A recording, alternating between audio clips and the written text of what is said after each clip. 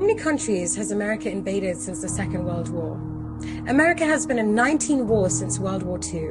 The death toll from modern American wars killed in the name of freedom is over 20 million and counting. They have overthrown 36 governments, attempted to assassinate over 50 foreign leaders, and dropped bombs on people in over 30 countries.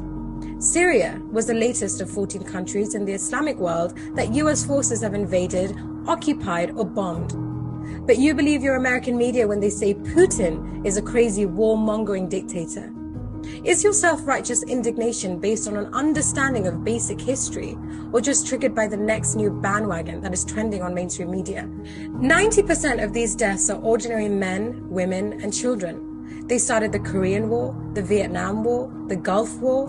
In the last 60 years or so, the list of countries the US invaded includes Bosnia, Cambodia, the Congo, Cuba, El Salvador, Guatemala, Indonesia. There's been wars in Iraq, wars in Afghanistan, wars in Syria, Central America. They are the global bullies, destroying any country in the name of democracy and human rights.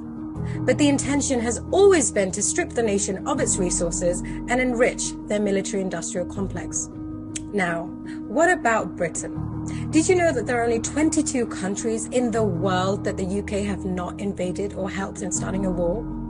The hypocrisy of the West is an abomination.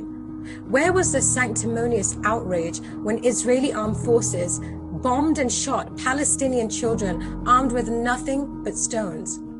Where was the sense of injustice when George Bush and Tony Blair invaded Iraq?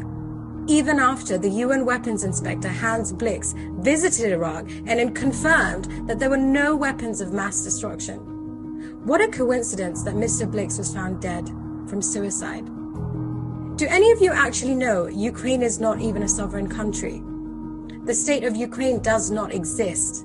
If people just stopped and educated themselves before flinging themselves into a frenzy of indignant theatrics all over social media, they would discover that in 2014, UN Secretary General Ban Ki-moon stated that since December 1991, Ukraine has not registered its borders as an independent country. Ukraine is still under the territory of Russia, and everything that happens in this area is in fact an internal matter of Russia.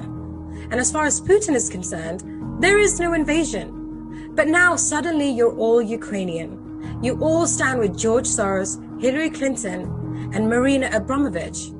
Everyone is so used to instant news, like instant coffee and instant noodles or instant text messages, you don't have the patience to step back, to query the historical context of present-day events, to educate yourself on an intricate and complicated ancient conflict. So my question is, when everyone starts shouting on the rooftops that today they stand with Ukraine, do they realize that they're actually standing with Russia?